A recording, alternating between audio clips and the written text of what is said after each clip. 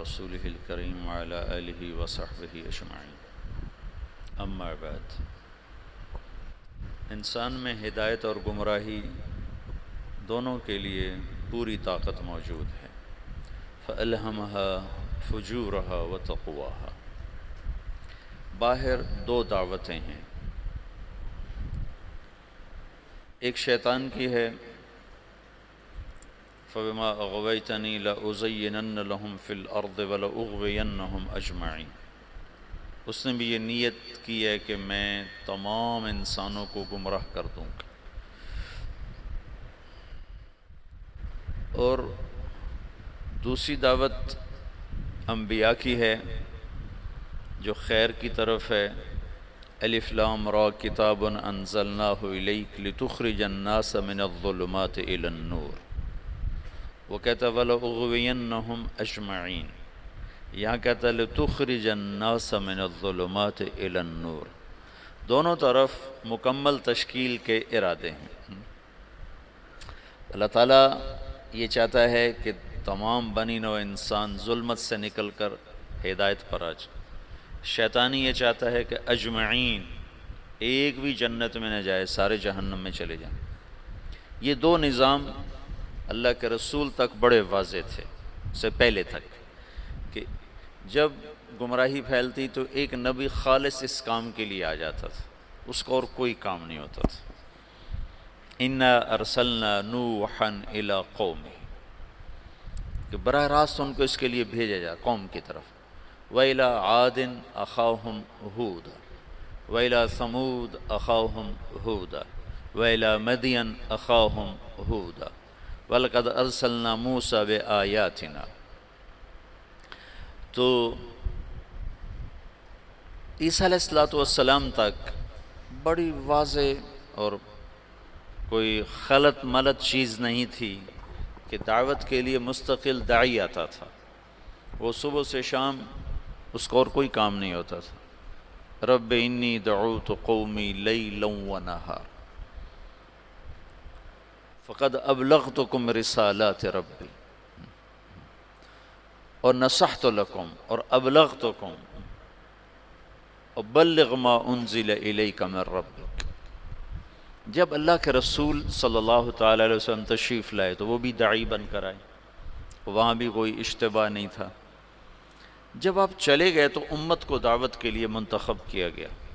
اب آ کر معاملہ سنگین اور سخت امتحان ہو گیا کہ ایک طرف ان کے ساتھ وہ سلسلہ نہیں ہے جو انبیاء کے ساتھ تھا، وہ وحی نہیں، وہ عصمت نہیں، وہ غیبی نظام ایسا نہیں ہے۔ یقیناً نبی اور غیر نبی کا فرق تو ہوتا ہے۔ دوسرا ان کے ساتھ ان کے معاشی مسائل، ان کے سماجی مسائل، ان کے عائلی مسائل، پھر سیاست بیچ میں آ گئی کہ اللہ نے حکومت دے دی، اقتدار دے دیا، حکومت کے اپنے تقاضے پیدا ہو گئے۔ قرن اول کے بعد عربوں سے علم منتقل ہو کر عجم میں چلا گیا کہ عرب جہاں بانی میں لگ گئے، ملک گیری میں لگ گئے، سیاست میں لگ گئے، علم سارے کا سارا موالی کے پاس چلا گیا۔ یہ جو آخری مفتی تھے رئیس المفتین سعودی عرب کے شیخ بن باز رحمۃ اللہ علیہ، یہ عرب نہیں تھے، یہ موالی میں سے تھے، موالی میں سے تھے، وہ جو اس وقت کے خاندان آباد تھے یہ ان میں سے تھے۔ تو عبد الملک ابن مروان نے ایک دفعہ شعبی سے پوچھا کہ حجاز کا کون ہے مفتی؟ ان کا عطاء بن ابی رباح۔ کہا وہ عجمی ہے کہ عرب ہے؟ کہا عجمی ہے۔ موالی ہے کہ عرب ہے؟ کہا موالی ہے۔ کہا یمن کا کون ہے؟ کہا طاؤس یمانی۔ کہا وہ موالی میں سے ہے کہ عرب میں سے؟ کہا موالی میں سے۔ کہا شام کا کون ہے؟ کہا مکحول ہے۔ کہا تو اس کا مصر کا کون ہے؟ کہا حبیب بن کچھ ہے۔ اور خراسان کا ضحاک بن قیس ہے۔ کہا عراق کا؟ تو شعبی کہنے لگے میرے جی میں کہوں حماد، لیکن میں اس کے تیور دیکھ کے یہ سمجھ رہا تھا کہ اگر میں نے کسی غیر عرب کا نام لیا تو یہ مجھے قتل کر دے گا، تو میں نے کہا عراق کا ہے ابراہیم نخعی۔ تو تھا تو 19-20 کا فرق۔ ابراہیم نخعی بھی بہت بڑا نام ہے، لیکن شعبی کہتے ہیں میری ترجیحات تھیں حماد کے لیے، لیکن مجھے ڈر لگا کہ یہ مجھے مار دے گا، تو جب میں نے کہا ابراہیم نخعی تو اس نے کہا تو نے میرے اوپر سے ایک بوجھ ہٹا دیا، اب اگر تو کسی موالی کا نام لیتا تو میں مر جاتا۔ سبب کیا تھا کہ حکومت عرب کو ملی نا، تو وہ جیسے آج پیسہ عرب کو ملا ہے تو وہ حفظ کرنا چھوڑ گئے، علم کی گہرائی ختم ہوتی چلی جا، حکومت سعودیہ نے حفظ کرنے پر انعام رکھا ہوا ہے، لیکن میں وہ حرمین میں ہے نا حفظ کے مکاتب، مدینہ میں بھی مکہ میں بھی، میں وہاں پھرتا ہوں دیکھتا ہوں تو کوئی عرب بچہ حفظ کرتا نظر نہیں آتا، حتیٰ کہ امارات والوں نے بڑا انعام رکھا ہے حفظ قرآن کا، لیکن کوئی عرب بچہ حفظ نہیں کرتا، وہاں بھی امارات میں بھی عجم کے بچے حفظ کر رہے ہیں۔ تو اب دعوت اس امت کا منصب تھا لِتَكُونُوا شُهَدَاءَ عَلَى النَّاسِ، سارے عالم کے انسانوں تک اللہ کا پیغام پہنچانا، لیکن اس کے ساتھ اتنی چیزیں اور شامل ہو گئیں کہ وہ روح، میں تو سید سلیمان ندوی رحمۃ اللہ علیہ نے جو مقدمہ لکھا ہے مولانا الیاس اور کے بارے میں جو کتاب لکھی ہے مولانا علی میاں رحمۃ اللہ علیہ نے، تو مولانا الیاس اور ان کی دینی دعوت، تو اس کے شروع میں سید سلیمان ندوی بہت بڑی شخصیت ہیں، انہوں نے مقدمہ لکھا ہے کہ اس امت کا اصل کام تھا دعوت الی اللہ، پر افسوس کہ 100 سال بھی نہ گزرے کہ امت اپنا کام بھول گئی، انہوں نے تو پہلی صدی میں ہی اس کو ختم کر دیا، اور کچھ ایسی بے وزن بات نہیں، وہ تو خیر بے وزن میں کا تبصرہ کرنے والا ہوتا کون ہوں، تو بہت بڑی شخصیت ہیں، ان کی بات بڑی تحقیق کے ساتھ اور بڑی محققانہ ہے، اللہ نے ان کو بہت کچھ نوازا تھا، تو وہ اسباب ایسے بنے کہ حکومت بھی آ گئی، سیاست بھی آ گئی، آپس کی لڑائیاں بھی شروع ہو گئیں اور دشمن بھی سر پہ چڑھ آئے ہیں، تو جو روح دعوت تھی لِتَكُونُوا شُهَدَاءَ عَلَى النَّاسِ، کتنی واضح بات تھی کہ تمہارا کام لوگوں تک پیغام حق کی گواہی پہنچانا ہے، پیغام حق لوگوں تک پہنچانا تمہارے ذمے ہے، اور کنتم خیر امت اخرجت للناس، یہاں بھی للطالبین نہیں تھا، للطلبہ، نہ للطالبین نہ للطلبہ، نہ للمریدین کہ شیخ صرف مرید کا فکر کر رہا ہے، ایک شیخ اپنے مسالکین کا اپنے مریدین کے فکر میں، ایک محتمم اپنے طلبہ کے فکر میں ہے، للناس ایک بادشاہ اپنی مملکت کے فکر میں ہے، اخرجت للناس،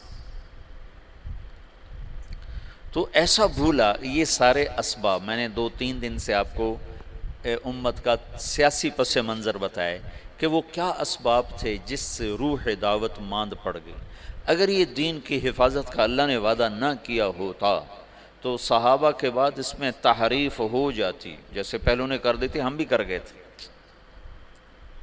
یہ تو اللہ نے کہا اِنَّا نَحْنُ نَزَّلْنَا الذِّكْرَ وَإِنَّا لَهُ لَحَافِظُونَ، میں اس کا حافظ ہوں، لہٰذا اللہ ہر صدی میں ہر دور میں، یہ جو تاریخ دعوت و عظیمت مولانا علی میں نے لکھی ہے نا 8 جلدوں میں، یہ 800 جلدوں میں بھی لکھی جائے تو اس کا حق ادا نہیں ہو سکتا، اگرچہ ان کا قلم جس مضمون پہ چلتا ہے اس کا حق ادا کرتا ہے، لیکن میں دیانتداری سے کہتا ہوں، میں بھی تاریخ کا چھوٹا سا طالب علم ہوں، اس پر 8 کی بجائے 800 جلدیں بھی مولانا علی میاں لکھ دے اور وہ لکھنے کی طاقت رکھتے تھے، تو بھی میں دعویٰ کرتا ہوں کہ تاریخ دعوت و عظیمت کا حق ادا نہیں ہو سکتا تھا، ایسے رجال اللہ نے بھیجے، ایسے لوگ، عورتیں تک ایسی آئیں کہ جنہوں نے ہزاروں لاکھوں کی ہدایت کے سامان پیدا کر دی، تو یہ اللہ تعالیٰ تجدید کرتا رہا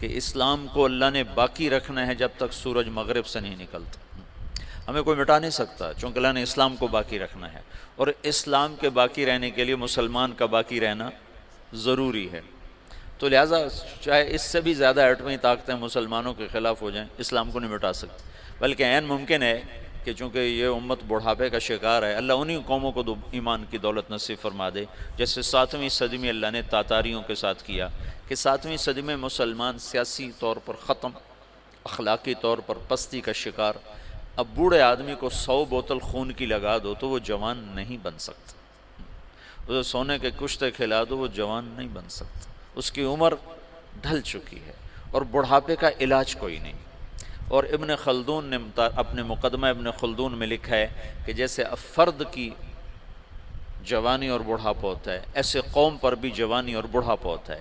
جیسے فرد کے بڑھاپے کو واپس نہیں لایا جا سکتا، ایسے ہی قوم کے بڑھاپے کو واپس نہیں لایا جا سکتا۔ یہ بات تو ابن خلدون کی۔ اگلی بات میں کر رہا ہوں کہ قوم بڑھاپے کا شکار تھی اور نظام ٹوٹ چکا تھا، تو جتنے قائدین مصلحین کھڑے ہوئے وہ شان و شوکت مسلم کو واپس لانے کی دعوت لے کر کھڑے ہوئے۔ بوڑھے کو جوان کرنے کے چکر میں لگ گئے، بوڑھا تو جوان نہیں ہو سکتا۔ جماعت اسلامی والوں نے سلوگن بنایا، قرآن و سنت کی دعوت لے کر اٹھو اور ساری دنیا پہ چھا جاؤ، چھا جاؤ بوڑھاپے کے ساتھ۔ بڈھا بھی کوئی کچھ کر سکتا۔ وہ ایک بنیا جا رہا تھا تو سامنے سے اس کو کوئی مل گیا لوٹنے والا، اس نے کہا چلو شاید بنیا ویسے ہی ڈر جائے گا، تو اس کے ہاتھ میں کچھ نہیں تھا، اس نے ایک تنکا اٹھا لے کر نکال جو تیرے ہاتھ میں، جو تیرے ہاتھ میں۔ اس نے جیب سے ایک پیسہ نکال کے دے دیا، یہ لو۔ کہا میں تجھ سے سارے مانگ رہا ہوں، تو ایک پیسہ دے۔ وہ کہنے لگا پہلے اپنا ہتھیار تو پہلے اپنے ہتھیار تو دیکھ لے۔ تو پچھلے 200 سال میں جتنی تحریکیں اٹھی ہیں وہ مسلمان میں جوانی لانے کے لیے نہیں اٹھیں، بلکہ بوڑھوں پر جوانی والا نظام لانے کی محنتیں تھیں کہ نظام واپس آئے، وہ شان و شوکت واپس آئے، وہ سیاسی طاقت واپس آئے، وہ حکومت واپس آئے۔ وہ نہیں ہو سکتا تھا، ناممکن تھا۔ شاہ عالم ثانی غلام قادر روہیلا کو جب وہ بچہ تھا تو اس کو عورتوں لڑکیوں کے لباس پہنا کے اپنے دربار میں نچواتا تھا۔ یہ لوگ نظام بدل سکتے تھے؟ جب غلام قادر روہیلا طاقت میں ہے تو اس نے شاہ عالم ثانی کی آنکھیں نکلوا دی۔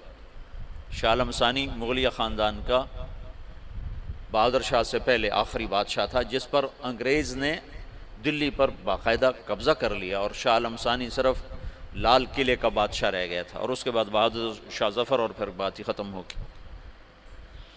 بڑھاپے کا علاج جوانی ہے، اور جوانی، قوموں کی جوانی کیسے ہوتی ہے؟ قوموں کی جوانی کا ایک راستہ ہے، ایک فرد کی جوانی کا تو راستہ کوئی نہیں، لیکن قوموں کی جوانی کا ایک راستہ ہے کہ غیر قوموں کو اپنا ہم نوا بنایا جائے، غیر قوموں کو اسلام میں لایا جائے۔ پچھلی ساری صدیوں میں ایسا ہوتا رہا کہ منفرد دعات کی وجہ سے دعوت کبھی نہیں ختم ہوئی۔ ہاں، جو مولانا الیاس صاحب نے دعوت کو زندہ کیا وہ قرن اول کی طرز پر زندہ کیا کہ ہر مسلمان یہ سمجھے کہ میں دین کا داعی ہوں، میرے ذمہ پوری دنیا میں اللہ کے دین کو پہنچانا ہے، چاہے میری جیب میں ایک پیسہ کوئی نہیں۔ یہ سوچ تو اجتماعی طور پہ ختم ہو گئی تھی۔ حضرت تھانوی رحمۃ اللہ علیہ جیسے فرمانے لگے یہ کیا گمراہی کی بات شروع کر دی مولی الیاس نے کہ دین کی دعوت تو علماء کا کام ہے، عوام کیا کریں گے؟ میں نے ایک دفعہ یہ دورے والوں کو کہا، میں نے کہا تأمرون بالمعروف وتنہون عن المنکر کا ترجمہ کرو۔ تو انہوں نے کہا تم بھلائیوں کی دعوت دیتے ہو، برائیوں کو مٹاتے ہو۔ کتنوں سے پوچھا، سب نے یہی ترجمہ کیا۔ میں نے کہا یہ المعروف جو لفظ ہے اس کا بھی کوئی مطلب ہے؟ یہ اس میں مفعول ہے، اور عرفہ سے یہ اس میں مفعول ہے، تو اس میں مفعول کا ترجمہ کرو۔ وہ کریں بھلائیوں کو پھیلاتے ہو، برائیوں کو مٹاتے ہو۔ تو میں نے کہا اس میں مفعول کا ترجمہ ہے جانی پہچانی چیز، جانی پہچانی چیز۔ بھلائی اور نیکی تو اس کا مرادی ترجمہ ہے۔ میں نے کہا اصل ترجمہ کرو۔ وہ کوئی ایک نہیں بولا، جو صرف شروحات اور کتابیں پڑھتے ہیں وہ ایسے پابند ہو جاتے، دائیں بائیں سوچنے کی صلاحیت ختم ہو جاتی۔ اور منکر، ان کا منکر کہتے ہیں انجانی چیز کو، انجانی چیز کو۔ تم تأمرون بالمعروف، تم جانی پہچانی چیزوں کی دعوت دیتے ہو، وتنہون عن المنکر، اور انجان چیزوں سے تم منع کرتے ہو۔ اس کے ساتھ ایک آیت جوڑو، فَأَلْهَمَهَا فُجُورَهَا وَتَقْوَاهَا، کہ میں نے تیرے اندر نیکی اور بدی کا الہام کر دیا ہے۔ الہام، سچ سچ ہے، اس کے لیے کسی شریعت سے دلیل کی ضرورت نہیں۔ ظلم ظلم ہے، اس کے لیے کسی شریعت سے دلیل کی ضرورت کوئی۔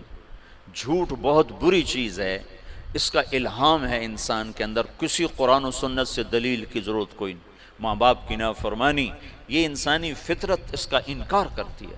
زنا کا انسانی اوتزن الحرۃ، کیا بات کہی تھی اس نے، ہند بنت عتبہ رضی اللہ تعالیٰ عنہ نے کیا کہا تھا جب اللہ کے نبی نے بیعت لی اور فرمایا کہ تم یہ کرو گی، یہ کرو گی، یہ نہیں کرو گی، یہ نہیں کرو گی، زنا نہیں کرو گی، تو ہندہ نے زمانہ جاہلیت میں کہا اوتزن الحرۃ، کیا شریف عورت زنا کر سکتی ہے؟ پتھروں کی پجاری تھی 1 منٹ پہلے تک، بغیر دلیل کے جو چیزیں غلط ہیں وہ منکر ہیں، بغیر دلیل کے جو چیزیں خوبصورت ہیں وہ معروف ہیں۔ تو اس کے لیے تو ویسے علم کی ضرورت کوئی، ہاں مدرسے میں پڑھنے پڑھانے کے لیے علم کی ضرورت ہے، حدود شریعت بتانے سمجھانے کے لیے علم کی ضرورت ہے، تبلیغ کے لیے تو علم کی ضرورت نہیں ہے۔ تبلیغ تو معروفات کی دعوت، اور معروف کا مطلب جانی پہچانی، توحید جانی پہچانی چیز۔ افلا ينظرون الى الابل كيف خلقت والى السماء كيف رفعت والى الجبال كيف نصبت والى الارض كيف سطحت، یہ سارے جو اللہ تعالیٰ بتا رہا ہے یہ وہ چیزیں ہیں کہ جو بغیر دلیل کے ٹھکتی ہیں۔ وہ جو بدو نے کہا تھا البعرۃ تدل علی البعیر والاثر يدل علی المسیر،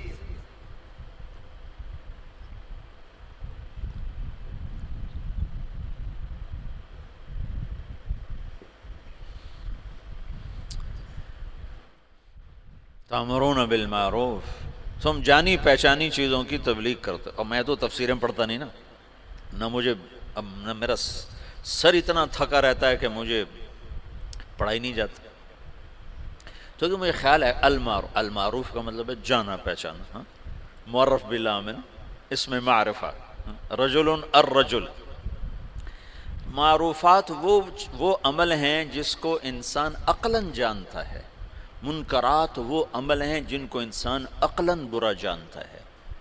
اس کے لیے تو کسی دلیل کسی حجت کی، جی مجھے تو علم نہیں میں تبلیغ کیا کروں، تم یہ نہیں کہہ سکتے بھائی اللہ کی مان لے اللہ بہت بڑا ہے، اس کے لیے کیا علم چاہیے؟ بھائی اللہ کی نافرمانی نہ کر اللہ بہت بڑا ہے، اس کے لیے کیا علم چاہیے؟ بھائی اللہ کے رسول کی مان لے دونوں جہان کی کامیابی کا راستہ لے کر آئیں، اب بھائی دوزخ سے بچ جا جنت والا بن جا، یہ تبلیغ ہے؟ ہاں یہ جو تمہارے مدرسے ہیں نا یہ تو اس آیت کے ضمن میں آتے ہی نہیں، ویسے ہم المعروف کو لمبا چوڑا کر کے پھر اس کو لے آئیں گے، ویسے یہ اس میں نہیں آتے، چونکہ نماز میں 14 فرض ہیں یہ تو المعروف ہے ہی نہیں۔ اب انہی سے پوچھ لو، ان کو اگر یاد ہوں تو، یہ جو ابھی پڑھ رہے ہیں نا ان سے پوچھ لو کہ نماز میں واجب کتنے، سوچنے بیٹھ جائیں گے، کہیں جی کتاب دیکھ کے تو مفتی بھی کہے گا کتاب دیکھ کے بتاؤں گا، یہ تو المعروفات ہیں ہی نہیں، یہ تو غوامض ہیں، غوامض، یہ تو چھپی ہوئی باتیں، یہ تو معروف میں آتی نہیں، اور یہ بے فاسد یہ بے باطل یہ منکرات میں نہیں ہے، یہ تو چھپی ہوئی چیز ہے۔ منکر دیکھتے او غلط غلط، یہ منکر، ہاں کیا زبردست چیز ہے، یہ معروف ہے جس کے لیے ہمیں کسی دلیل کی ضرورت ہی نہ ہو۔ حلال حرام کے لیے دلائل چاہیے، تو یہ منکرات میں سے ہیں لیکن کھلے میں سے نہیں ہیں، یہ علم کی چیز ہے، یہ مدارس اس کے لیے بنائے گئے ہیں، اور دعوت تو ایک عام ہے۔ ان پڑھ میواتیوں نے عالم کو ہلا کے رکھ دیا۔ مولانا علی میاں تشریف فرما تھے رحمۃ اللہ علیہ، ایک میواتی اٹھا مولانا الیاس صاحب کے بیان سے، تو پیچھے بیٹھے تھے، کہنے لگے میاں جی کیا سمجھے کہ کوئی یقین کی بات کر رہو، یقین اللہ پر یقین، اللہ پر یقین، کو یقین کی بات کر رہو، یہ ان کا مخاطب تھا۔ تو تبلیغ کے لیے علم نہیں چاہیے، مدرسے کے لیے علم چاہیے۔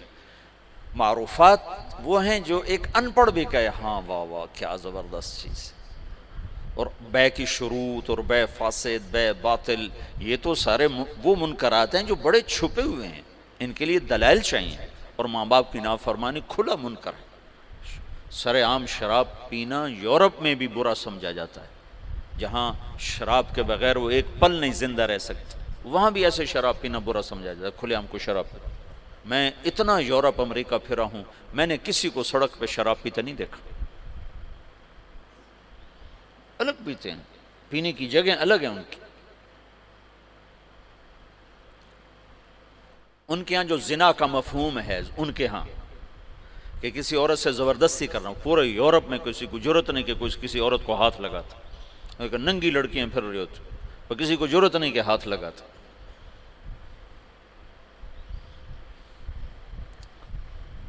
تامرون بالمعروف، معروفات، معروف اس میں مفعول نہ کہ نیکی ہے، اس میں مفعول، جا نہیں پاوے تو بعد میں تحقیق کرنا ہے۔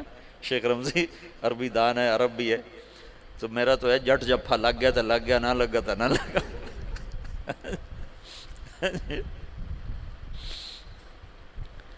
اس میں مفعول ہے، منکر اس میں مفعول ہے، جس کو بس عرف بھی اسی سے ہے نا، ابھی عرف۔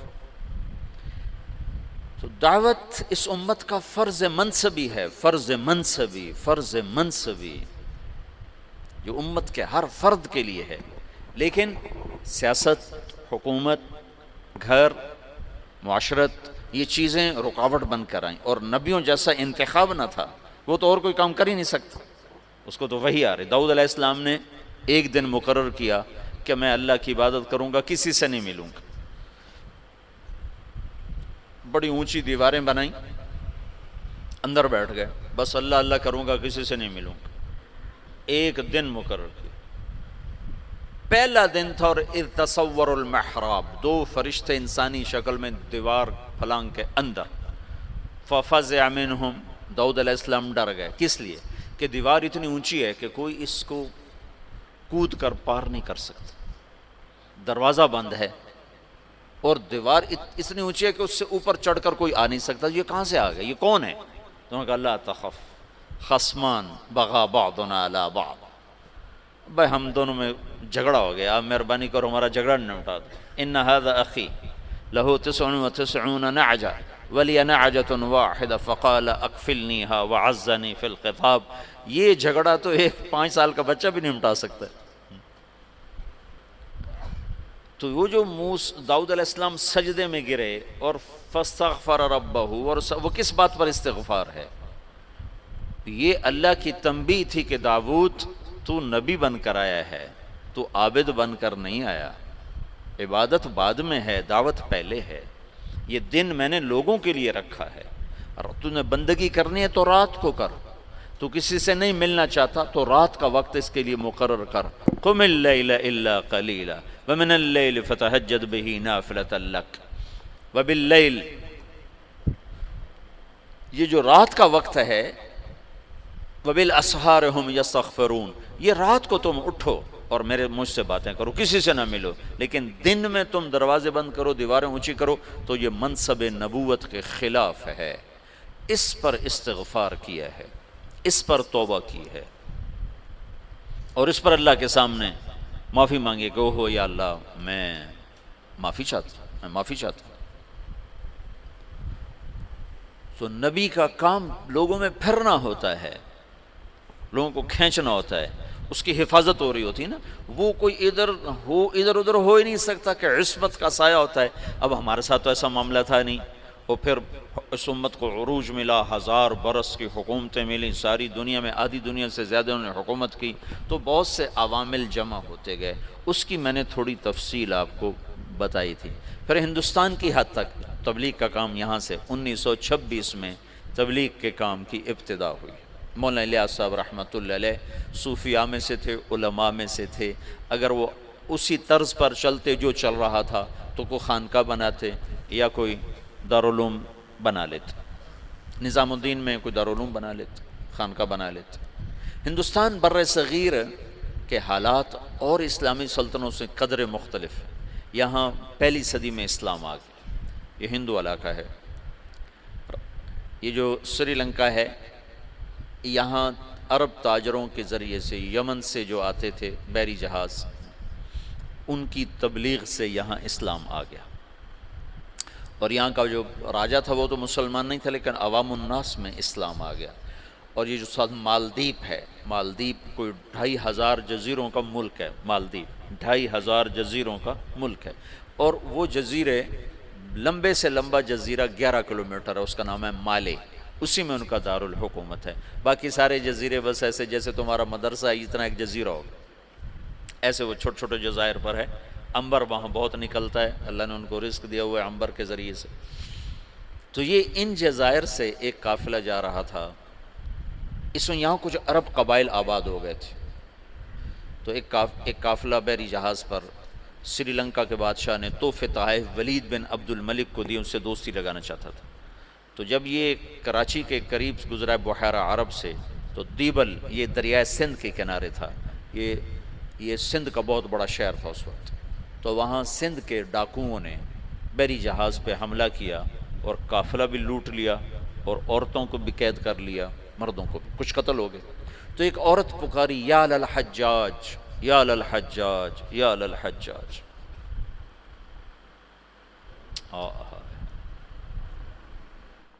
عروج کے دور میں فاسق کیسے ایمان والا تھا۔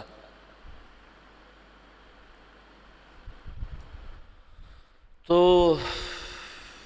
کچھ لوگوں نے جو مال لوٹنے کے بعد کچھ لوگ چھوڑ دیے تھے، تو یہ لٹا پٹا قافلہ جب پہنچا عراق میں تو حجاج کو ملا، اور انہوں نے کہا کہ ایک بہن نے کہا تھا یا للحجاج، تو وہ کھڑا ہو گیا اپنے کرسی سے، کہ لبیک یا اخت الاسلام، لبیک یا اخت الاسلام، لبیک یا اخت الاسلام، اور کہا میرے اوپر حرام ہے بیوی بھی اور بستر پہ سونا بھی، جب تک میں اس بہن کی مدد کو نہ پہنچوں۔ ایک جس کے بارے میں اللہ کے نبی کا کہنا ہے کہ بنو ثقیف میں ایک مبیر ہو، ایک صفاق ہو، صفاق ترین فاسق ترین انسان غیرت ایمانی سے ایسا بھرا ہوا ہے کہ میرے اوپر بیوی حرام ہے، میرے اوپر بستر پہ سونا حرام ہے، جب تک میں اس بہن کی مدد کو نہ پہنچوں۔ اور اس نے اسی وقت ایک لشکر تیار کیا، عبید اللہ بن نبہان رحمۃ اللہ علیہ کو امیر بنایا، اور ان کو 3000 کا لشکر، 4000 کا لشکر دے کے روانہ کیا۔ وہ لشکر شکست کھا گیا اور عبید اللہ شہید ہو گئے۔ پھر اس نے دوسرا لشکر روانہ کیا، یہ سارے عراق سے تھے، بدیل بن طوفہ رحمۃ اللہ علیہ کی سرکردگی میں وہ بھی شہید ہو گئے، اور دونوں لشکروں کو شکست ہو گئی۔ پھر اس نے شامی قبائل جو عرب کے قبائل جو شام میں آباد تھے، ان کا عراقیوں سے بڑا مختلف مزاج تھا، تو اس نے ولید بن عبد الملک سے اجازت چاہی کہ مجھے سندھ پہ حملے کے لیے شام سے لشکر دو، اور میرا خزانہ ختم ہے، مجھے پیسے بھی دو۔ تو ولید نے کہا میں یہ محاذ نہیں کھول سکتا، ابھی ترکستان میں محاذ کھلا ہوا ہے، شمالی افریقہ میں محاذ کھلا ہوا ہے، چین کی طرف محاذ کھلا ہوا ہے، میں چوتھا محاذ نہیں کھول سکتا۔ تو حجاج نے کہا جتنا پیسہ مجھے دو کے قرضہ ہے، اور میں یہ دگنا کر کے بیت المال میں واپس کروں گا۔ تو شامیوں کا 4000 کا لشکر تیار کیا، اور اس کا اپنا سگا بھتیجا تھا محمد بن قاسم بن یوسف، حجاج بن یوسف اور محمد بن یوسف اور قاسم بن یوسف، یہ 3 بھائی ہیں۔ ان میں محمد بن یوسف بھی حجاج جیسا ظالم تھا، یمن میں گورنر تھا، اور قاسم بہت شریف النفس تھے، ان کا بیٹا محمد 17 برس کی عمر، اور حجاج نے اپنی بیٹی زبیدہ اس کے نکاح میں دی ہوئی تھی،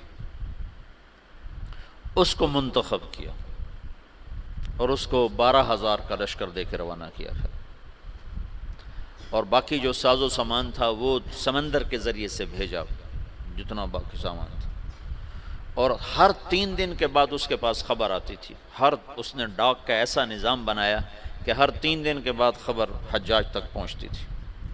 اس طرح راستے میں چوکیاں قائم کیں، اور پورے جنگ کا نقشہ حجاج بصرے میں بیٹھ کے خود کنٹرول کر رہا تھا۔ تو یہ بدھوں کا شہر تھا، جو دیبل تھا نا بدھوں کا تھا، تو اس میں ایک بڑا وہ تھا ان کا معبد، اس کا گنبد تھا، اس کے اوپر ایک جھنڈا تھا. تو ان کا یہ عقیدہ تھا جب تک یہ جھنڈا نہیں گرتا اس سے شہر کو شکست نہیں ہو سکتی. تو مسلمانوں نے زور لگا لیا. حجاج بن یوسف نے ایک توپ بھیجی تھی, توپ من جنیق, پتھر پھینکنے والی. وہ اتنی بڑی تھی اس کو 500 آدمی کھینچتے تھے. تو اس کو بحری جہاز پہ بھیجا تھا. تو وہ نصب تھی اور توپ اس گنبد پہ نشانہ نہیں فٹ ہو رہا تھا. 10 دن 12 دن 15 دن گزر گئے, گولے جاتے تھے گنبد پہ نہیں لگتے تھے. تو دیبل والے اور جوش سے لڑتے تھے. تو حجاج بن یوسف نے وہاں سے خط لکھا کہ اس توپ کا زاویہ 1 درجہ نیچے کر کے فائر کرو, 1 درجہ نیچے کر کے. اور محمد بن قاسم اس دن خود توپ پر آئے, ان کا آج میں خود پھینکوں گا. تو محمد بن قاسم نے خود اس دن پتھر تو رکھنے والے بہت سے لوگ ہوتے تھے, پر اس نے خود اس کو کھینچ کے جو پھینکا تو پہلا ہی پتھر جا کے جھنڈے پہ لگا اور گنبد پہ لگا اور گنبد ٹوٹا. تو شہر والوں نے ہتھیار پھینک دیے. یہ 92 ہجری کی بات بتا رہا ہوں, 90 ہجری کی بات بتا رہا ہوں. 90 ہجری میں اسلام کا پہلا داخلہ ہے فاتحانہ. ویسے تو سرندیپ یہ ہندوستان کا حصہ تھا, سری لنکا ہندوستان کا حصہ تھا, اور وہاں دعوت پھیل چکی تھی, وہاں اسلام پھیل چکا تھا دعوت کے ذریعے. لیکن فاتحانہ انداز میں جو مسلمان بر صغیر میں داخل ہوئے ہیں تو محمد بن قاسم رحمۃ اللہ علیہ اس کا ذریعہ بنے اور دیبل فتح ہوا ہے. راجہ داہر اس وقت وہ پورے سندھ کا بادشاہ, پورا ہندوستان 2 حصوں میں تقسیم تھا, ہند اور سندھ. سندھ یہ نہیں جو آج ہے, یہ سندھ بمبئی تک تھا, یہ سندھ بمبئی تک اور دیپال پور تک اور ادھر سے بمبئی تک, یہ ایک پورا علاقہ تھا. باقی ہند الگ علاقہ تھا. راجہ داہر اس سارے کا بادشاہ تھا. راجہ داہر ایک دفعہ بیٹھا تھا تو ایک نجومی آیا, تو اس کی بہن بھی ساتھ بیٹھی تھی. تو اس کی بہن نے اپنا ہاتھ دکھا دیا نجومی کو کہ میرا ہاتھ دیکھو. نجومی نے کہا یہ لڑکی آئندہ سندھ کے بادشاہ کی بیوی بنے گی. تو راجہ داہر تو پریشان ہو گیا, یہ میرے گھر میں میرا دشمن پیدا ہو رہا ہے. تو اس نے اپنے وزیر کو بلایا, کہنے لگا نجومی نے کہا ہے کہ یہ میری جو بہن ہے یہ سندھ کے بادشاہ کی بیگم بنے گی. تو وزیر نے کہا تو خود شادی کر لے سے, قصہ ہی ختم. میں نے کہا بے غیرت مجھے کروائے گا, ساری دنیا کیا کہے گی بہن سے شادی کر لی. تو وزیر چپ ہو گیا. اس نے ایک بکری لے کر اس پر مٹی مل دی, مٹی کی تہ پہلے اس پر اچھی طرح لگائی, پھر اس کے اوپر باریک مٹی ڈالی, پھر اس پر پھول کے بیج ڈالے اور اس کو ہلکا ہلکا پانی لگوانا شروع. تو اس کے پشت کے اوپر پھول ہی پھول ہو گئے. تو اس نے وہ بکری ایک نوکر کو دی کہ جاؤ اسے بازار کا چکر لگواؤ. تو میں نے چکر لگوایا تو سارا شہر اکٹھا ہو گیا, بکری کے اوپر پھول, بکری کے اوپر پھول, سب حیران پریشان. اگلا دن کا پھر چکر لگاؤ, پھر لوگ اکٹھے ہو گئے, اگلا دن پھر چکر لگاؤ, پھر تھوڑے ہو گئے, پھر چوتھے دن اور تھوڑے ہو گئے, 5 دن اور, 6 دن اور, 7ویں دن کوئی بھی دیکھنے نہیں آیا. تو وہ بکری لے کر داہر کے پاس آ گیا, کہنے لگا اس بکری میں تیری کہانی لکھی ہوئی ہے. انہوں نے کہا وہ کیسے؟ کہ پہلے زیادہ لوگ تمہیں گالیاں دیں گے, پھر اس سے تھوڑے گالیاں دیں گے, پھر اس سے تھوڑے گالیاں دیں گے, پھر ایک دن چپ کر جائیں گے, تو اس سے شادی کر لے. اس بکری سے اس نے اس کو دلیل سمجھائی. تو اس کمبخت نے حکومت کے لالچ میں اپنی بہن سے شادی کر لی. حالانکہ ہندو بھی بڑے غیور, بڑے غیرت والے, یہ راجپوتوں کی تاریخ ہے, بہت غیور لوگ ہوتے تھے. یہ تو آپس کی لڑائیوں کی وجہ سے بے وقوفی کی حد تک آپس میں لڑتے تھے, تو غیروں کو ان پر چھا جانے کا موقع اس وجہ سے ملتا تھا. تو وہ اس نے اپنی بہن سے شادی کر لی. جب محمد بن قاسم حملہ آور ہوا تو راجہ داہر سندھ, بمبئی, دیپال پور تک کا حکمران تھا. تو روہڑی کے قریب ان دونوں لشکروں کی پھر جنگ ہوئی. تو اس سے پہلے محمد بن قاسم نے لکھا حجاج بن یوسف کو کہ سارا سندھ اکٹھا ہو چکا ہے اور میرے ساتھ صرف 12,000 ہیں, تو اپنی مدد کے لیے لشکر بھیجو.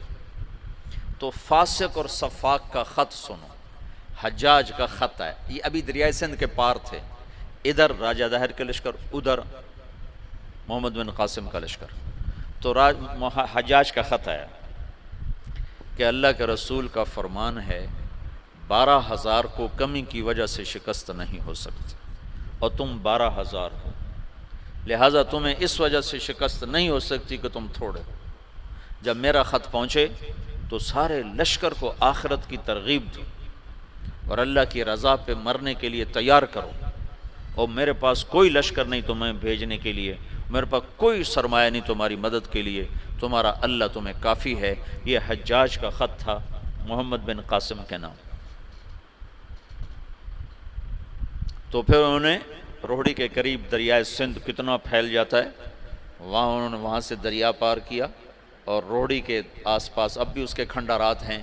یہ خوفناک جنگ لڑی گئی جس میں راجہ داہر قتل ہوا، اور اللہ تعالیٰ نے مسلمانوں کو فتح دی. اور محمد بن قاسم ملتان تک 92 ہجری میں 90 میں داخل ہوا، 92 میں 2 برس کے بعد ملتان پہنچا ہے. اور اس کے حسن سلوک سے لوگ، ہندوؤں نے جو مسلمان نہیں ہوئے تھے، انہوں نے محمد بن قاسم کے بت بنائے اور اس کی پرستش کرتے رہے.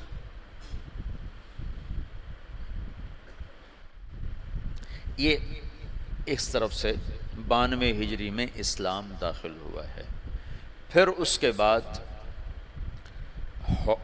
ہندوستان کے پوری جو تاریخ بدلی ہے کہ مسلمانوں کے ہاتھ میں اقتدار، وہ 5ویں صدی میں جا کر جب محمود غزنوی نے ہندوستان پہ حملہ کیا اور 17 حملے کیے، 17 کے 17 میں وہ کامیاب ہوا، اور 33 برس حکومت کی. دنیا میں 4 بڑے فاتح ہیں، پہلے بھی تو میں بتاتا رہتا ہوں، مطلب اپنی میری جستجو سے کوئی میں نے کسی محقق کتاب میں نہیں پڑھا، لیکن یہ بات تو خیر سارے مورخ مانتے ہیں کہ سب سے بڑا فاتح چنگیز خان ہے، اور دوسرے نمبر پر محمود غزنوی ہے.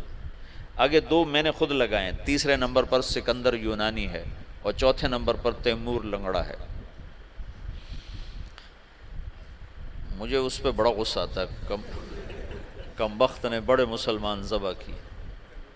میں حیران ہوں تفتہ زانی کیسے اس کے ساتھ رہتا تھا. تو ایسا صفاق کم بخت تھا، وہ جب شہر پہ حملہ کرتا تو پہلے دن سفید جھنڈا لہراتا. اس کا مطلب تھا کہ اگر تم دروازے کھول دو گے تو ہم صرف تمہارا مال لوٹیں گے، تمہیں کچھ نہیں کہیں. دوسرے دن سرخ جھنڈا لہراتا تھا کہ اب ہم تمہارے فوجی قتل کریں گے، تمہارا مال لوٹیں گے، تمہیں کچھ نہیں کہیں. تیسرے دن سیاہ جھنڈا لہراتا تھا کہ اب جتنے بھی ذی نفس ہیں سب کو قتل کریں گے اور تمہارا مال بھی لوٹیں. اور وہ کم بخت ایسا ہی کرتا رہا. میرا تو کبھی کبھی جی چاہتا ہے کہ اس کا خاتمہ بھی ایمان پہ نہ ہوا ہو، ایسا اس نے ظلم کیا. باقی اللہ غفور الرحیم ہے، ہم اس کی رحمت کو نہ بند کر سکتے ہیں نہ پابند کر سکتے ہیں.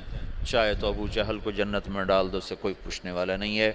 یہ خطا اللہ نہ کرے ہم سے ہو کہ ہم اللہ کی رحمت کوئی پابند بنا دیں. ہم کم ظرف ہیں نا، کم ظرفی کی وجہ سے کسی پہ زیادہ غصہ آ جاتا ہے، کسی کے ساتھ ہمدردیاں وابستہ ہو جاتی ہیں، کسی پر قہر چڑھ جاتا ہے. لیکن اس کی رحمتی وسعت کل شیء، تو اس کی رحمت کے آگے خربوں تیمور بھی ہوں تو بخشے جا سکتے ہیں، ایک تیمور کی کیا بات.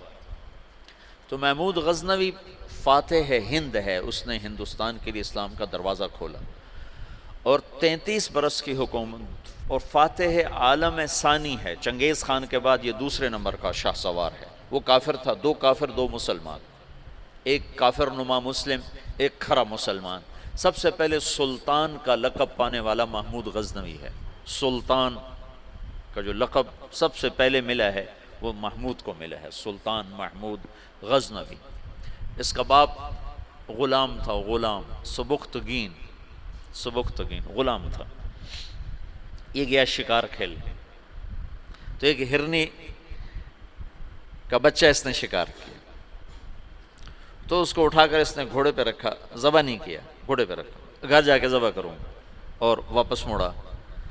ایسے اس کے پیچھے نظر پڑی تو اس نے دیکھا وہ اس بچے کی ماں اس کے پیچھے آ رہی تھی.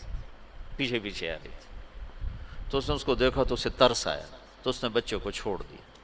تو بچہ جا کے ماں سے جو ملا تو ہرنی نے تشکرانہ یوں سبکتگین کے آگے یوں سر جھکایا کہ تیری بڑی مہربانی. رات کو سبکتگین نے خواب دیکھا کہ تو نے مخلوق پہ رحم کیا، اس کے سلے میں اللہ نے تیری اولاد کے لیے بادشاہی کا فیصلہ کر دیا. تو سبکتگین نوکر سے ایک صوبے کا گورنر بنا اور محمود غزنوی آدھی سے زیادہ دنیا کا بادشاہ بنا. اور غزنوی غزنا پوری دنیا کا غزنی پوری دنیا کا کسی زمانے میں سب سے خوبصورت شہر بنا. میں جب پڑھتا تھا ریمنڈ میں تو میں نے خواب دیکھا کہ میں اپنے آبائی قبرستان گیا ہوں جہاں ہمارے بزرگ دفن ہیں. وہاں سے نکلا تو 2 کتے میرے پیچھے لگے، ایک کالا ایک سفید. تو میں نے ایک کتے کو پکڑا ٹانگوں سے اور دوسرے کتے پہ مارنا شروع کیا. مار مار مار اس دونوں کو ختم کر دی. تو وہاں مجھے 2 خرگوش کے بچے نظر آئے تو میں نے وہ اٹھا لیے. یہ وہ دور تھا جب جنگل زیادہ ہوتا تھا اور خرگوش کا شکار کیا کرتے تھے، کبھی جالی کے ساتھ کبھی کتوں کے ساتھ. پھر ان کو بھوننا پکانا، یہ وہ غالباً وہی لاشعور کی بات ہوگی. تو میں نے وہ خرگوش کے بچے اٹھا لیے اور میں چل پڑا. پیچھے مڑ کے دیکھا تو خرگوش نہیں یوں دیکھ رہی. تو مجھے خواب میں سبکتگین یاد آ گیا.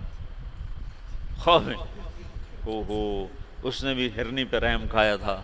تو میں نے دونوں بچے چھوڑ دیے. تو میں نے کہا یا اللہ، ہرنی پہ رحم کھانے پر تو نے سبکتگین کو حکومت عطا فرمائی تھی. یہ میں خواب میں دعا کر رہا ہوں. میں تجھ سے حکومت کا طلبگار نہیں، میں تجھ سے چاہتا ہوں تو مجھے سارے عالم کی ہدایت کے لیے قبول فرما لے. یہ خواب میں نے دعا کی.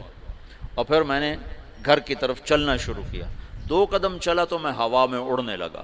پھر میں اڑتا ہوا گھر پہنچا. یہ آج مجھے کوئی 35 سال کے بعد خواب یاد آیا ہے، وہ سبکتگین کی وجہ سے یاد آ گیا. تو محمود 33 سال کی حکومت کے بعد فوت ہوا ہے 416 ہجری میں. 1974 میں غزنی میں زلزلہ آیا اور محمود کا مزار بھی ٹوٹ گیا، قبر بھی پھٹ گئی. ظاہر شاہ کا مرحوم کا زمانہ تھا تو اس نے قبر کو دوبارہ اور گنبد کو مزار کو دوبارہ بنوانے کا حکم دیا. تو انہیں ساری قبر کھول دی. ساری قبر کھودی تو اندر کچھ بھی نہیں تھا. تو ان کو جستجو ہوئی تو انہوں نے تھوڑا سا اور کھدائی کی تو پھر نیچے سے ایک اور وہ لحد نکل آئی. لحد، وہ جو اس لحد میں اس کا تابوت پڑا ہوا تھا، لکڑی کا تابوت صحیح سلامت جیسے کوئی ابھی رکھ کر گیا. اور اس کو اس وقت قبر میں گئے ہوئے 1000 برس ہو چکے ہیں. 1000 برس. وہ لکڑی سلامت ہے. تو ان کو جستجو ہوئی، جب لکڑی سلامت ہے تو اندر پتہ نہیں کیا ہوگا. تو ایک فرانسیسی انجینئر تھا، وہ کھول رہا. تو اس نے پیچ کھول کے جب ڈھکن اٹھایا تو بے ہوش ہو کے پیچھے گرا، یوں گرا. تو پیچھے جو مسلمان تھے انہوں نے آگے دیکھا تو محمود اپنے تابوت میں ایسے پڑا تھا جیسے ابھی سویا ہو، اور اس کا سیدھا ہاتھ سینے پر تھا یہاں، اور اس کا کفن یہاں تک ہٹا ہوا تھا. آدھا سینہ اس کا ننگا تھا اور سینے پر ہاتھ تھا، اور ایسے سویا تھا جیسے ابھی کوئی اس کو سلا کر گیا. تو انہیں ہاتھ کو اٹھا کر دیکھا تو نرم گوداز. تو پھر اس کو رکھا، بند کیا، وہاں دوبارہ اس کو دفن کیا. میرے محبوب صلی اللہ علیہ وسلم ایسی زندگی لائے ہیں کہ مسجد کا امام نہیں، 3 بر اعظم کا بادشاہ بھی مرنے کے بعد ایسے اعزاز پا سکتا. شہید بھی نہیں ہے، تبھی موت مرا ہے. ٹی بی ہو گئی تھی تب تک، ٹی بی سے مرا تھا. اور قبر اس پر ایسے فدا ہے کہ اس کے بال کو بھی نہیں اکھیڑا. ایسی زندگی اسلام ہمیں دیتا ہے کہ مر کے بھی زندہ رہ جاؤ.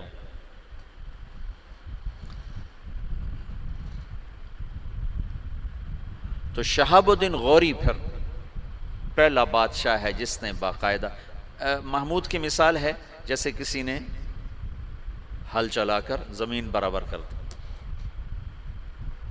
اس کے پاس ایک شخص آیا کہ حضرت کا سلطان، میں بہت مظلوم ہوں.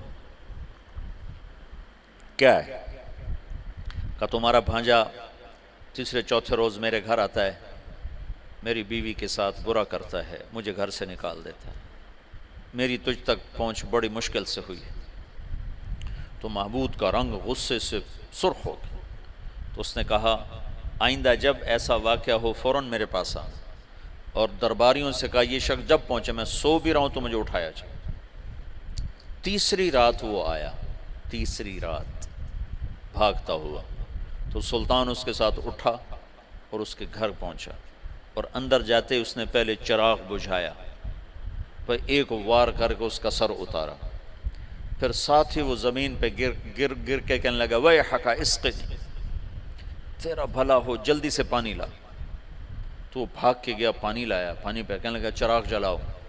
چراغ جلایا تو مقتول کو دیکھ کر اس نے کہا الحمدللہ۔ تو اس نے پوچھا سلطان یہ کیسے ہوا؟ میں کچھ باتیں سمجھنا چاہتا ہوں۔ تم نے چراغ آتے ہی بجھایا، قتل کر کے زمین پہ گر گئے، پانی مانگا، اس کو دیکھ کے الحمدللہ کہا، یہ کیا مسئلہ ہے؟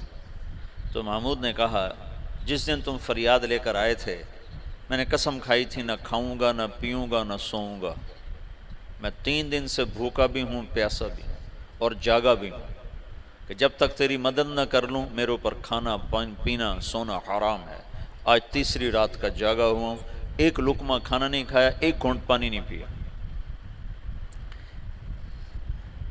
گرا میں اس لیے، پانی میں نے اس لیے مانگا، چراغ میں نے اس لیے بجھایا کہ اگر میرا بھانجا ہے تو میری تلوار کہیں کانپ نہ جائے، وار صحیح کرے، اور الحمدللہ میں نے اس لیے کہا کہ یہ میرے خاندان کا بھی نہیں چاہیے جائے کہ میرا بھانجا ہو، یہ تو کوئی میرے نام پہ تمہاری عزت لوٹتا رہا ہے۔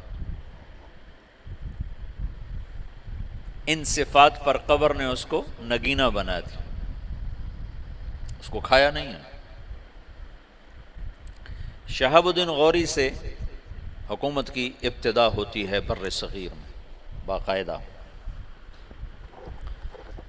اور پھر وہ اپنے غلام قطب الدین ایبک کو لاہور کا حکمران بناتا ہے، اور اس کے 2 داماد تھے، اس کی نرینہ اولاد نہیں تھی۔ شہاب الدین غوری ہمارے دیس میں ماشاءاللہ مدفون ہے، یہ پرتھوی راج کو شکست دینے والا تراوڑی کے میدان میں یہ شہاب الدین غوری تھا۔ پہلی جنگ میں اسے شکست ہوئی، تیاری کر کے نہیں آیا تھا، تراوڑی کی پہلی جنگ میں 12,000 کا لشکر تھا، اور واپس جا رہا تھا کہ پتہ چلا پرتھوی راج چڑھ آیا، تو سب سرداروں نے کہا واپس چلیں، ہماری تیاری نہیں۔ انہوں نے کہا موت سے گھبرا کے جانا مسلمان کا شیوا نہیں، لڑ گیا تھا، اس میں پھر شکست کھائی، پھر یہ واپس نہیں ہو رہا تھا، یہ لڑتے لڑتے اپنے گھوڑے سے گرا، تو پیچھے سے ایک ترک سردار نے چھلانگ لگائی اور اس کو ایک ہاتھ سے سنبھالا اور اس کے گھوڑے کو دوسرے ہاتھ سے سنبھالا اور لشکر سے اس کو نکال کے باہر لے گیا، تب جا کے اس کی جان بچی۔ پھر دوسری جنگ میں وہ 1 سال تک بستر پہ نہیں سویا، بیوی کے پاس نہیں گیا، پورا سال اس نے تیاری کی، اور پھر تراوڑی کے میدان میں اس نے پرتھوی راجپوت چوہان، یعنی وہ ہمارا بڑا وہی تھا، کم وقت ہمیں تو اللہ نے ہدایت دے دی کوئی 15-20 نسل پہلے، ہم مسلمان ہو گئے، لیکن ہمارا قبیلہ وہی ہے راجپوت چوہان، پرتھوی راج کی نسل۔ تو اس کے 2 داماد تھے، ایک شمس الدین ایک ناصر الدین۔ ناصر الدین کو اس نے ملتان کی حکومت دی، شمس الدین کو پھر اس نے دلی کی، اور قطب الدین ایبک کو لاہور کی۔ اس میں شمس الدین پھر بہت عالی نکلا، قطب الدین ایبک بہت سمجھدار تھا، لیکن 4 سال کی حکومت کرنے کے بعد اس کا انتقال ہو گیا۔ وہ یہ پولو کھیلتا تھا، پولو، یہ گھوڑے کا، تو گھوڑے سے گرا اور مر گیا۔ انارکلی کے پچھلی طرف اس کا مزار ہوتا تھا، انارکلی جانا ہوتا تھا، 60 کی دہائی میں پڑھتا تھا، تو سارے محلے کا کوڑا کرکٹ اس کی قبر پہ پڑا ہوتا تھا اور عبرت کا نشان ہوتا تھا۔ پھر ضیاء الحق مرحوم نے یہ نیکی کا کام کیا، اس نے وہ سارا محلہ صاف کروا کے چاروں طرف کے مکان خرید کر اس کی قبر پر ایک بڑا خوبصورت اس نے مزار بھی بنایا، ساتھ آنے جانے کی جگہ بھی بنائی۔ تو اس طرح یہاں اسلامی سلطنت کی بنیاد ہوئی۔ التمش نے 5 دفعہ چنگیزیوں کو شکست دی، 5 دفعہ، اور ان کے چنے چبوا دی۔ پھر صلاح الدین خلجی نے، تو خاندان غلامہ ختم ہوا، خاندان غلامہ کے بعد سادات آئے، خاندان غلامہ کے دور میں تیمور کا حملہ ہوا ہے، پھر وہ جاتے ہوئے سادات کو حکمران بنا گئے، ان سے پٹھانوں نے حکومت حاصل، ان سے مغلوں نے حکومت حاصل۔ ابراہیم لودھی کو شکست دی بابر نے پانی پت کے میدان میں، بابر بڑا دلیر آدمی تھا، بڑا عجب بادشاہ گزرا ہے، تھوڑی عمر میں مر گیا، 42 سال کی عمر میں مر گیا، پر اس کی عجب زندگی۔ تو ایک یہاں مغلیہ سلطنت کی داغ بیل پڑی، بڑی مضبوط اسلام دوست، سوائے اکبر کے کہ وہ گمراہ ہوا تو علماء کی وجہ سے، وہ خود ان پڑھ تھا، دین کو جانتا نہیں تھا، تو جو درباری علماء تھے ان کی وجہ سے وہ دین سے متنفر ہوا کہ وہ آپس میں اس بات پہ اس کے اکبر کے سامنے لڑ پڑتے تھے کہ یہ کرسی پر میں بیٹھوں گا، بادشاہ کے برابر میں بیٹھوں، وہ کہتا میں بیٹھوں گا، وہ کہتا دائیں میں بیٹھوں گا، بائیں تم بیٹھو، وہ کہتا نہیں تم ادھر بیٹھو میں ادھر بیٹھوں گا، ادھر میں بیٹھوں گا ادھر تم بیٹھو۔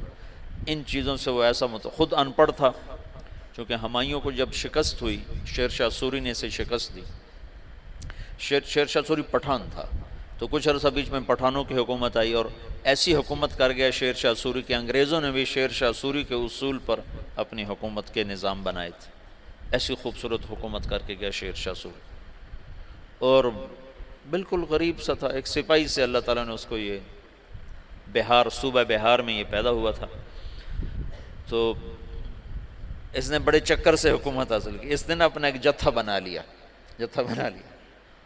تو اب اس کو ضرورت تھی کوئی شہر میرے قبضے میں ہو، تو اس نے نا وہاں بہار کے ہندو راجا سے کہا کہ مہاراج میں مغلوں سے لڑنے جا رہا ہوں، میرے پاس ہے خزانہ بہت سارا، میں چاہتا ہوں آپ کے پاس امانت رکھ دوں، جب میں آؤں گا تو آپ سے لے لوں گا۔ وہ ہندو مہاراج تو جو تھا وہ تو الٹی چھلانگیں لگانے لگا، کہا جی میرے پاس 500 صندوق ہے شرفیوں کے بھرے ہوئے، وہ 5 بھی ہوتے تو پورے ہندوستان کا خرچہ کافی تھا، جب اس نے کہا 500 تو اس کی تو رال ٹپک پڑی، ان کا مہاراج میرے جیسا دیانتدار تمہیں پورے ہندوستان میں نہیں ملے گا، تم لے آؤ میں بڑی حفاظت کروں گا، جب تم آ جاؤ گے تو تمہیں دوں گا، تم مر گئے تمہاری اولاد کو دوں گا۔ ان کا بس مہاراج میں یہی چاہتا ہوں۔ اس میں سپاہی چھپا دی، ہر صندوق میں سپاہی چھپا دی، بند کروا کے ریڑیوں پہ لدوا کے اس نے قلعے کے اندر بھجوا دی۔ جب وہ اندر پہنچے تو وہ جو ریڑیاں لے جا رہے تھے انہیں جا کے کنڈے کھول دیے، وہ باہر نکلے اور انہوں نے منٹوں میں قلعہ فتح کر لیا۔ تو یوں شیر شاہ سوری ایک سپاہی سے بادشاہ بننے کی طرف اس کا قدم اٹھا۔ پھر اس نے 6 سال حکومت کی، پر وہ کام کیے جو لوگ 100 سال میں بھی نہیں کر سکتے۔ میرے گاؤں کے آگے جو سڑک ہے اب پکی ہے، یہ شیر شاہ سوری نے بنوائی تھی، ملتان سے لے کر لاہور تک، اس کو شیر شاہ سوری روڈ کہتے تھے۔ پہلے زمانے میں سڑکیں دریاؤں کے ساتھ ساتھ چلتی ہیں تاکہ مسافروں کو پانی ملتا رہے، تو دریائے راوی کے ساتھ ساتھ یہ سڑک چلتی۔ اس وقت دریائے راوی زندہ تھا، آباد تھا، اب تو مرمرا گیا بیچارہ، تو وہ ہمارے ساتھ بہتا تھا دریائے راوی، تو لمبا دریائے راوی کے بالکل کنارے کے اوپر تھا۔ جتنے بڑے اور مشہور شہر ہیں اگر آپ دیکھو گے تاریخ میں تو وہ بڑے دریاؤں کے کناروں پر ہوتے تھے کہ پانی کا بڑا وسیلہ دریا ہوتا تھا، ایسے کنویں اور ایسے نلکے ٹیوب ویل تو ہوتے نہیں تھے، تو دریاؤں سے پانی حاصل کیا جاتا تھا۔ تو شیر شاہ سوری نے ہمایوں کو شکست دی، تو یہ وہاں سے بھاگا اور عمر کوٹ، یہ جو سندھ میں ہے عمر کوٹ، یہاں پہنچا تھا، تو یہاں اکبر پیدا ہوا۔ پھر ہمایوں نے اس کو بیوی کے ساتھ کابل بھیج دیا، خود وہ ایران چلا گیا، ہجرت کر گیا۔ پھر ایران سے شیعہ بادشاہ کی مدد سے وہ واپس دوبارہ ہندوستان آیا۔ شیر شاہ سوری کی اولاد اتنی قابل نہیں تھی، اتنے سمجھدار نہیں تھے، تو وہ شکست کھا گئے۔ پھر دوبارہ اللہ نے مغلیہ سلطنت کو اقتدار بخشا، تو اکبر 12 سال کی عمر میں بادشاہ بن گیا، نہ علم کی صحبت، نہ علماء کی صحبت۔ آگے درباری علماء ملے جنہوں نے اس کا بیڑا غرق کر کے رکھ دیا، تو اس نے دین الہی ایجاد کر دیا، جس کے لیے مجدد الفسانی رحمۃ اللہ علیہ کو اللہ نے استعمال فرمایا، بغیر مناظرے کے ہیں۔ یہ مناظرے کام خراب کرتے ہیں، نہ مناظرہ اسلام کا مزاج ہے۔ مولانا محمد قاسم نانوتوی رحمۃ اللہ علیہ ہمارے سب کے بڑے ہیں جنہوں نے دیوبند کی بنیاد رکھی، وہ مناظرے سے نفرت فرماتے تھے، کبھی کسی سے مناظرہ نہیں کیا، کبھی کسی سے، صرف بہت اصرار پر ایک دفعہ ایک تحریر شیعہ کے خلاف لکھی بس، جس پر مسلمان کا نام آتا تھا اس سے مناظرہ نہیں کرتے تھے، حالانکہ وہ ایسے مناظر تھے کہ وہ آریاؤں سے اور عیسائیوں سے، غیر مسلموں سے بادشاہ تھے مناظر کے۔ رحمۃ اللہ کرانوی صاحب رحمۃ اللہ علیہ، مولانا رحمۃ اللہ کرانوی، اگر یہ لوگ نہ ہوتے تو بر صغیر اندلس ہوتا، اسپین ہوتا۔ یہ تو لوگ آ گئے تھے۔ مجھے کل پرسوں تمہارے استاد شیخ رمضی نے بتایا کہ بورقیبہ نے زیتونیہ مدرسہ کیسے بند کیا۔ میں نے کہا اللہ علماء دیوبند کو جزائے خیر دے، جو چٹائی پہ راضی ہو کے اور چوپڑی روٹی کے دھوکے میں نہیں آئے۔ حبیب بورقیبہ نے علماء کو چوپڑی روٹی کھلا دی اور پیسے پہ ان کو کھینچ لیا، جب وہ کھینچے تو پھر سب کچھ چلا گیا۔ اور یہاں کے علماء بکے نہیں، بھوکے پیٹ پہ پتھر باندھ کے۔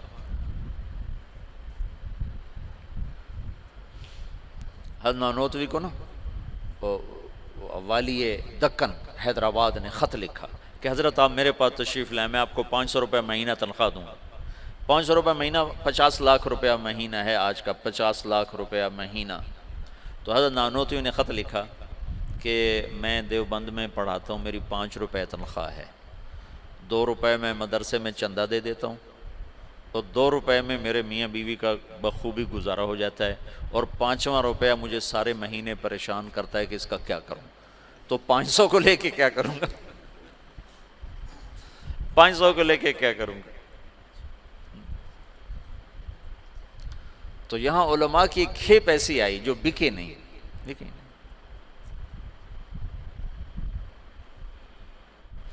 تو درباری علماء نے اکبر کا ستیہ ناش کر کے رکھ دیا۔ کیا بات کر رہا تھا؟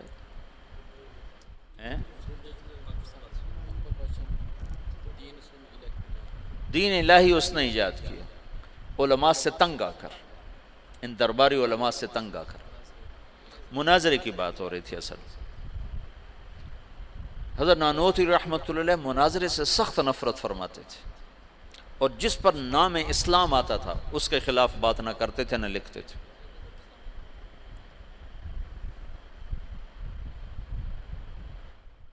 حضرت تھانوی رحمۃ اللہ علیہ کی ایک مواعظ کو جمع کیا ایک ہندوستان کے عالم نے، تحفۃ العلماء، اس کے جلد ثانی میں مناظرے پر پورا کلام کیا ہے۔ وہ تم لوگوں کو، چونکہ تم نو عمر ہو نا، تو تم جوش میں جلدی آ جاتے ہو نا، اور آج کل کے جو ہمارے مناظر حضرات ہیں وہ ان سے زیادہ تم جلدی منفعل ہوتے ہو۔ مثبت کام ہمیشہ پائیدار ہوتا ہے، رد عمل کا کام بے برکتہ ہوتا ہے۔ مجدد الفسانی رحمۃ اللہ علیہ نے بغیر مناظرے کے دین الہی کو مٹا دیا، کسی ایک جگہ مناظرہ نہیں کیا، حالانکہ لا الہ الا اللہ محمد الرسول اللہ اکبر ذل اللہ یہ کلمہ تھا، یہ کلمہ تھا اکبر ذل اللہ۔ اس کو رد کرنا کتنا آسان تھا مناظرے سے۔ گائے کا ذبح کرنا بند، شراب حلال، اکبر کو سجدہ، سورج کی پوجا، صبح بالکونی کھول کے اکبر سورج کے سامنے کتنے دیر تک مالا جپتا تھا۔ داڑھی منڈانا ضروری، داڑھی رکھنا حرام، سارے حرام کام۔ فیضی اور ابو الفضل کم بختوں، فیضی کیسا عالم تھا جس نے قرآن کی تفسیر لکھی بغیر نقطے کے، الفاظ محملہ، محملہ کہتے ہیں جن پر نقطہ نہیں ہوتا، الفاظ محملہ سے، یعنی الف سے، سین سے، صاد سے، حا سے، را سے، دال سے، تا سے، لام سے، میم سے، یعنی وہ صرف 14 حرف رہ جاتے ہیں، 14 حروف سے قرآن کی تفسیر لکھ دی۔ اور سواتع الالہام، اور اکبر کو گمراہ کرنے والا وہ ہے دین الہی۔ ایک دفعہ کسی نے پوچھا کیا کر رہے ہو فیضی سے، کہا الہاد کے مزے لے رہا ہوں، کہا الہاد کے مزے لے رہا ہوں۔ جہانگیر آگے مجدد الفسانی کا صحبت یافتہ نکلا، بغیر مناظرے کے اتنے بڑے فتنے کو مٹا دیا۔ یعنی اپنے اکابر کو بھی نہیں پڑھتے، اور اہل حدیث کا رد کرو، غیر مقلدوں کا رد کرو، بریلویوں کا رد کرو، شیعوں کا رد کرو، یہ بہت بڑا فتنہ ہے، یہ امت کو کھا جائے گا۔ یہ کچھ بھی نہیں ہے۔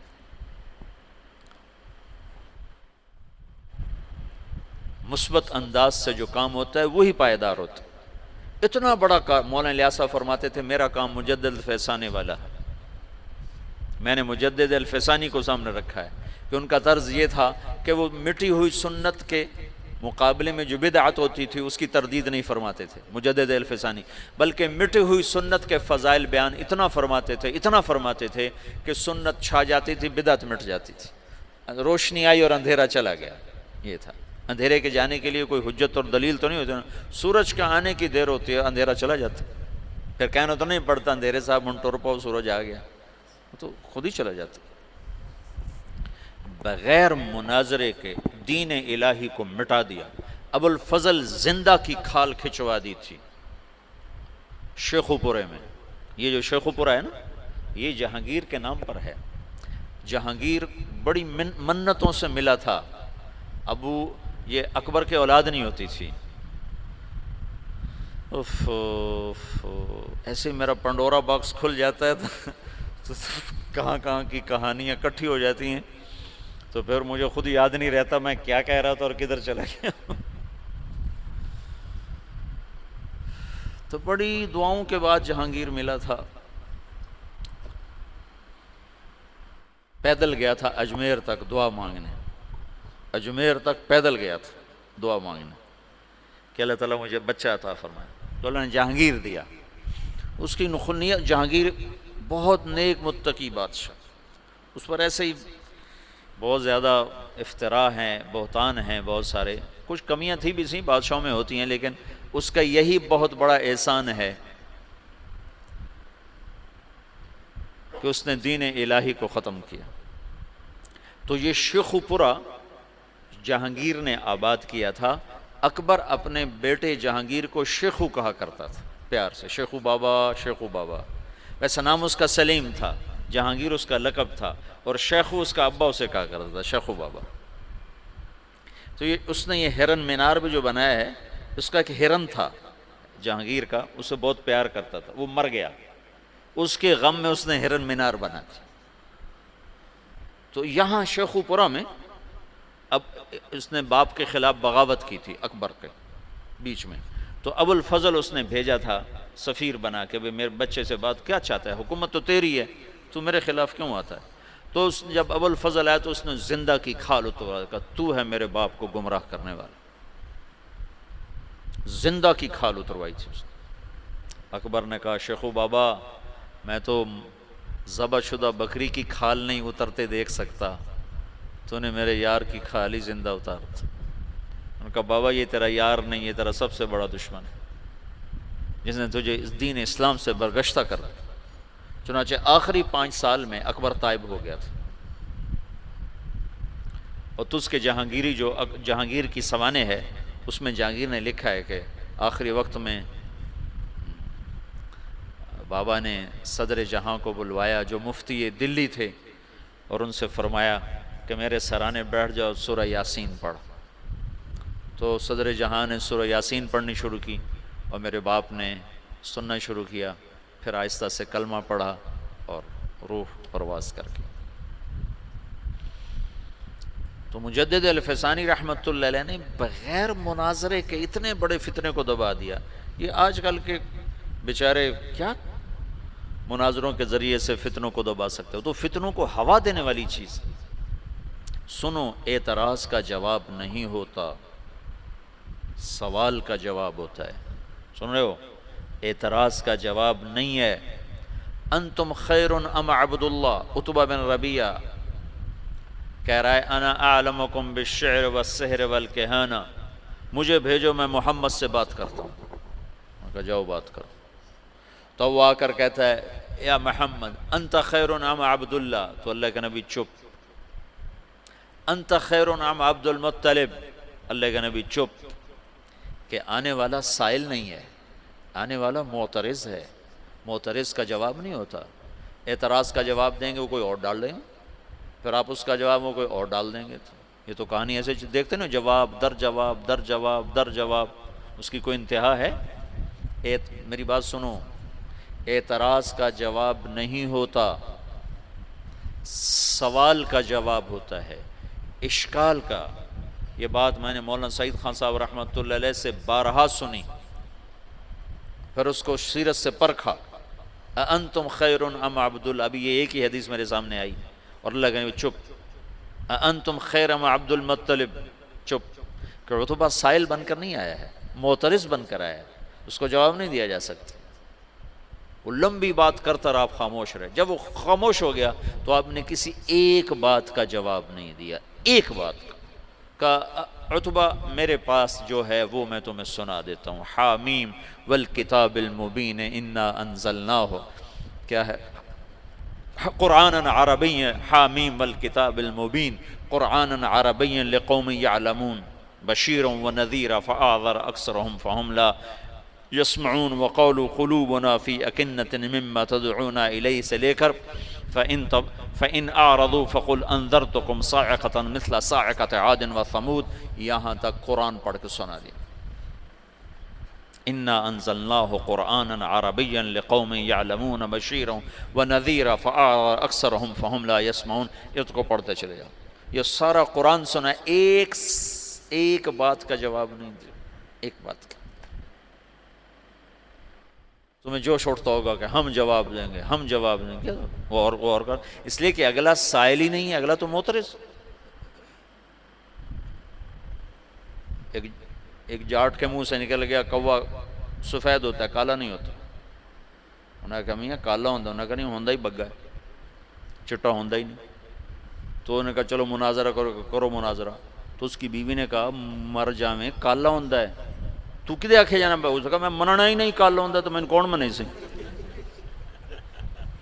میں مننا ہی نہیں، تو تم کیسے بے وقوف ہو جو کوے کو سفید کہنے والے کو منانا چاہتے ہو، کیوں وقت ضائع کرتے ہو، اس سے بات کر لو جس کا ذہن صاف ہے۔ معترض کا جواب نہیں ہے،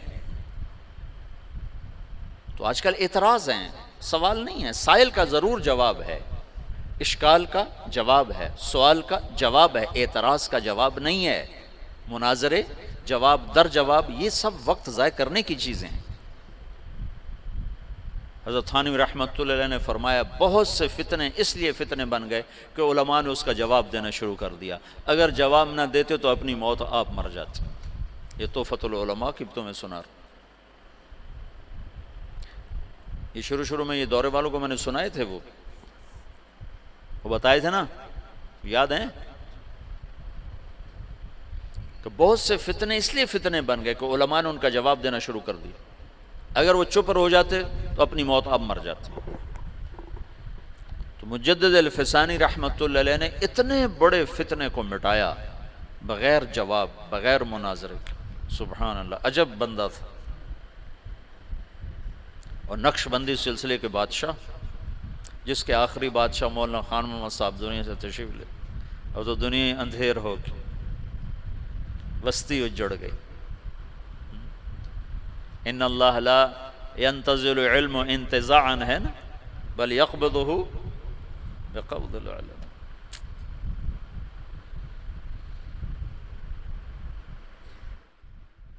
زمانہ ہی خالی ہو گیا۔ خلت الدیار فصدت غیر مسود ومن الشقاء تفردی بالسودة۔ مغل سلطنت پہ زوال آنا تھا، ہر ایک پہ زوال آیا ہے، بر صغیر میں اسلام کی 800-900 برس حکومت رہی ہے، پھر زوال کا آنا ایک بدیہی چیز۔ جہانگیر کے سر میں درد تھا، دیکھو جب صلیبی جنگیں ہوئی ہیں نا 12ویں صدی میں، یعنی صدی عیسوی میں، اور اس میں مکمل شکست ہوئی، تو یورپ کی سوچ بدل گئی۔ جیسے 1945 میں جب جاپان پہ بم گرایا امریکہ نے، ہیروشیما ناگاساکی، تو ان کا صدر تھا ہیرو ہیٹو، اس نے کہا اب ہم ان سے علم کے میدان میں جنگ لڑیں گے، ہم ہتھیار کی جنگ ہار گئے۔ تو اس نے اپنی نسل کو اٹھا کے یورپ بھیجا، امریکہ بھیجا، انہیں اعلیٰ تعلیم دلوائی، پھر ان کے ذریعے سے ساری ٹیکنالوجی کا جاپانی زبان میں ترجمہ کروایا، پھر اس پہ لگایا۔ آج وہ اتنا بڑا عفریت بنا ہے کہ امریکہ اس کے سامنے بلی کی طرح بن چکا ہے۔ تو مغرب نے سوچا کہ ہم ان کو میدان میں شکست نہیں دے سکتے، تو انہیں اپنے علم کو اپنا میدان بنایا۔ جہانگیر کے سر میں درد ہے، آرام نہیں آ رہا۔ اب طب یونانی میں کوئی ایسی دوائی نہیں کہ سر درد اور فوری آرام آ جائے، کوئی ایسی دوائی۔ تو انگریز جو تھے وہ انہوں نے کالونیاں بنا لی تھیں تھوڑی تھوڑی، تجارت کے لیے آئے، تو ان کے خواب و خیال میں بھی نہیں تھا کہ مغل سلطنت سے ہم ٹکر لینے والے ہیں۔ تو ایک انگریز ڈاکٹر تھا، اس نے اس کو گولی پیش کی کہ جناب آپ یہ کھائیں۔ 15 منٹ کے بعد جہانگیر کا درد دور ہو گیا۔ انہوں نے کہا تم کیا بلا کھلائی ہے مجھے؟ وہ سر درد کا مجھے، انہوں نے کہا مانگ کیا مانگتا ہے؟ تو کم بخت ایسے سیانے تھے، اپنے لیے کچھ نہیں مانگا، کہا میری قوم کو تجارت کی باقاعدہ اجازت۔ انہوں نے کہا اجازت۔ شاہ جہان کے دور میں لوگوں نے بھانپا کہ یہ تو خطرناک لوگ ہیں، تو اس کو کہا کہ ان کو نکال دیا جائے۔ انہوں نے کہا یہ کیا پدی کا شور، بھائی ہمارا کیا بگاڑ سکتا؟ نو، اس کو یہ نہیں پتا تھا کہ آگے یہ پدی پدا بن جائے گا۔ لیکن تو تاریخ ہے، زوال و عروج و زوال ساتھ ساتھ چلتے ہیں۔ تو اورنگزیب عالمگیر کے بعد ایک دم زوال ہے۔ میں نے یہ دیکھا ہے کہ جس بادشاہ نے لمبی حکومت کی اس کا اگلا وارث انتہائی نکما۔ سلیمان اعظم کہلاتا ہے، سلیمان اعظم جو سلاطین عثمان ہیں، یہ ترکی کے جو میں نے تغرل کی کہانی سنائی تھی نا آپ کو، عثمان سے عثمانی، اس میں سلیمان کو کہتے ہیں سلیمان اعظم۔ اس نے آدھے سے زیادہ یورپ فتح کیا، الجزائر فتح کیا، عرب، پتہ نہیں کہاں کہاں اس کی حکومت۔ اس نے 50 سال حکومت کی، اس کا اگلا بیٹا نکما۔ ادھر 50 سال اورنگزیب نے حکومت کی، اگلا بیٹا نکما ترین معظم انتہا، اور 25 سال وہ دارالحکومت سے غائب رہا جہاں۔ یہ اس کی بڑی سیاسی غلطی تھی کہ 25 برس دارالحکومت سے باہر گزار دی، دکنی ریاستوں کے خلاف لڑتے تو پیچھے سازشوں سے پک گیا۔ نواز شریف کہنے لگا جب یہ ہوتا تھا وہاں جدہ میں، ہاں سرور پیلس جدہ میں ہوتا تھا سعودیہ میں، مجھ سے کہنے لگا آپ کیا سمجھتے ہیں میرے زوال کے اسباب؟ میں نے کہا ایک یہ تھا کہ تو مشورہ نہیں کرتا تھا، 2-3 آدمی تیرے مزاج میں حاوی ہو گئے تھے۔ دوسرا یہ تھا کہ ہر ہفتے تو لاہور آ جاتا تھا اور 3 دن لاہور بیٹھا رہتا تھا اور ادھر کرکٹ کھیلتا تھا۔ بادشاہ وقت کو جو سجتا ہے کو کرکٹ کھیلے آ کے، تو نے دارالحکومت کو سازش کو حوالے کر دی۔ اور خوش آمدی تیرے ایسے تھے، وہ جان کے بال ایسے کراتے تھے بھئی وہ چھکا لگائے، اور اس سے بڑی خوش آمد اس نے چھکا لگایا، اور مال روڈ پہ بہت بڑا بینر لگا ہوا تھا، ہم میاں محمد نواز شریف کو چھکا لگانے پر مبارکباد پیش کرتے ہیں۔ یہ ایسے الو کے پٹھا جو بادشاہوں کو اتنا بے وقوف بناتے ہیں۔ چودھری پرویز الہی بنا وزیر اعلیٰ تو مجھے میرا کھانا کیا، کہا جی کوئی نصیحت فرمائے۔ میں نے کہا خوش آمدیوں سے بچنا، خوش آمدیوں سے بچنا کہ تیرا بیڑا غرق کر دیں۔ 6 مہینے نہیں گزرے تو سارے پنجاب میں بڑے بڑے دیواروں پر لکھا ہو وقت کا سر سید چودھری پرویز الہی، وقت کا سر سید۔ میں نے کہا خوش آمد سے بچنا بڑا مشکل کا، ایسے شیشے میں اتارتے ہیں کہ یہ کام اگر